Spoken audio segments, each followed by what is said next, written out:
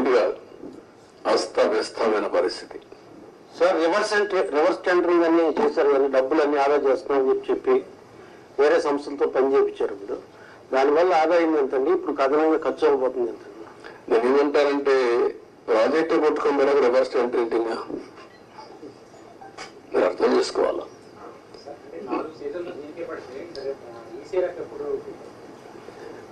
What I'm saying, ఇది 3 సీజన్లలో పూర్తి చేసి ఈసీఆర్ఎఫ్ తీసుకురావాలా. దట్ ఈస్ ప్రైమరీ వాళ్ళు చెప్పిన రిపోర్టు. దాన్ని నేను ఇంకా అధ్యయనం చేయాల్సిన అవసరం ఉంది. ప్రాథమికంగా వాళ్ళు ఇచ్చినటువంటి రిపోర్ట్లు ఇచ్చిన డేటా నేను చెప్పాను.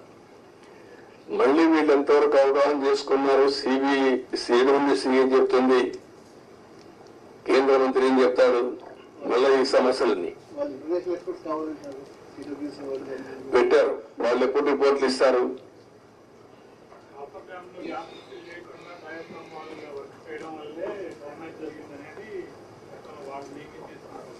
ఆరోపణ కాదు, కాఫర్ డ్యామ్ ని ఫిలప్ చేయడం కోసం క్లియర్ గా కట్టి ఆ 1 month లో ఈ ఏజెన్సీలు మార్చకపోతే అయిపోయింది.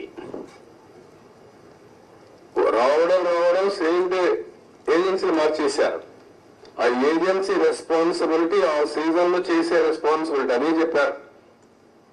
Government of India secretary letter రాస్తూ పీపీఏ కానీ గవర్నమెంట్ ఆఫ్ ఇండియా కానీ మీరు మార్చొద్దండి, మారిస్తే అకౌంటబిలిటీ ఎవరికి ఫిక్స్ చేయాలో తెలియదు.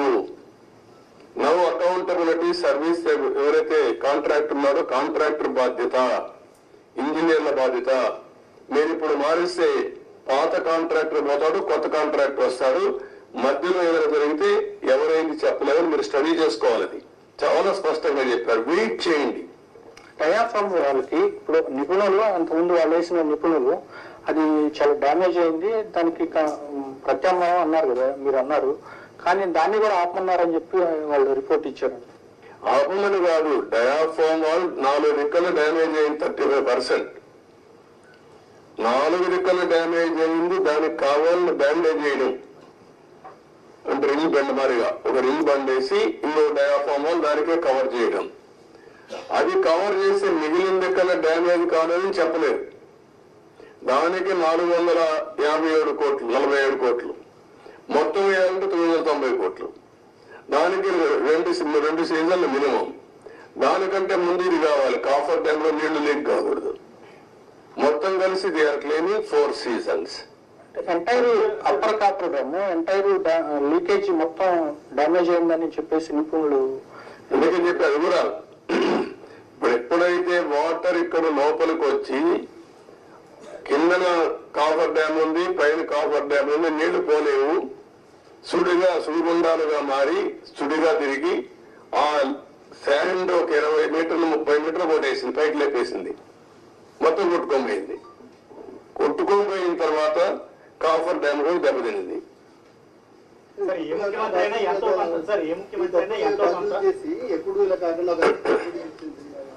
అంటే ఏం చేయాలి? నేను మిమ్మల్ని అడిగేదంటే మీరు అందరూ కూడా చర్చ చేయాలి, ప్రజలు కూడా చర్చ చేయమని చెప్పాలి. సార్ ఏ ముఖ్యమంత్రి అయినా అభివృద్ధిలో ఎంతో కొంత తన మార్పు చూపించాలని చూస్తారు, కానీ 5 ఏళ్ళు ఇలా ఉండిపోవడం అంటే ఏంటి, అనుభవం లేకపోవడం వల్ల జరిగిందా లేక వేరే ఎజెండా ఉందా?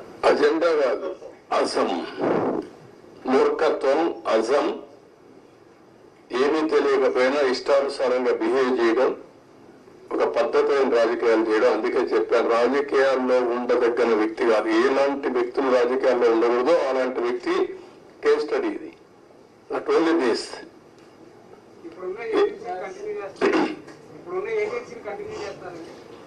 Agency continue. First of all ఏంటిది, ఈ 2 రోజులు మీరు ఆలోచించాల్సింది. తర్వాత ఏజెన్సీ కథ. నేను కూడా ఏజెన్సీ మార్చేస్తా ఎంత నా దగ్గర అధికారం ఉంది, ఒక నిమిషమే. కానీ అది కాదు కదా, ఎట్లా మీరు కూడా ఆ రోజు కూడా ఎవరు మీరు మాట్లాడాల, మీకు భయం, అది వేరే విషయం. నేను మిమ్మల్ని తప్పడం లేదు, అందరినీ భయభ్రాంతం చేసి ఇప్పుడిప్పుడే నేను మీ ముఖాల్లో కొంచెం నవ్వు ఏదో మాట్లాడతామని ధైర్యం అవన్నీ వచ్చాయి. ఒక్క వ్యక్తి కానీ ఏమండి మిమ్మల్ని కాదు నన్ను కూడా అనలేదు. నేను ప్రాజెక్టు కట్టిన దగ్గరకు వచ్చి చూస్తానంటే రాకూడదని ఇక్కడే అప్పంపించారు కదా. మీరున్నారు సాక్షి మీరే కదా. ఈవినింగ్ నేను అంత మునుపంతా ప్రజలందరూ రాష్ట్ర ప్రజానీకాన్ని రమ్మని చూపించాం. ప్రౌఢ కింద ప్రైవేట్ బస్సులు పెట్టి చేయించాం, భోజనం పెట్టి చూపించాం. ఎందుకు? ఇది ప్రజల ప్రాజెక్ట్. ఇది అప్పుడు వచ్చారు ఏమని రైనీ సీజన్ మళ్ళీ స్టార్ట్ అవుతుంది, ఫర్దర్ డ్యామేజ్ అవ్వకుండా ప్రివెంటివ్ స్టెప్స్ చేసుకునే అవకాశం ఉందంట. అది కూడా చూడాలి ఎంతవరకు అవకాశం ఉంది. ఇప్పుడు నీళ్లు రావు ఫర్దర్ డ్యామేజ్ కావడానికి, ఎందుకంటే స్వీపేజ్ లో వస్తాయి. ముందు వచ్చినంత ఫోర్స్ మొత్తం నీళ్లలో వచ్చేసాయి కదా, ఆ నీళ్లన్నీ వచ్చి డయాఫామ్ వాల్ మీద పడి సుడిగా ఎక్కడికక్కడ కిందన పైన సుడి తిరిగేసి మొత్తం కొట్టేసింది. Sir sir sir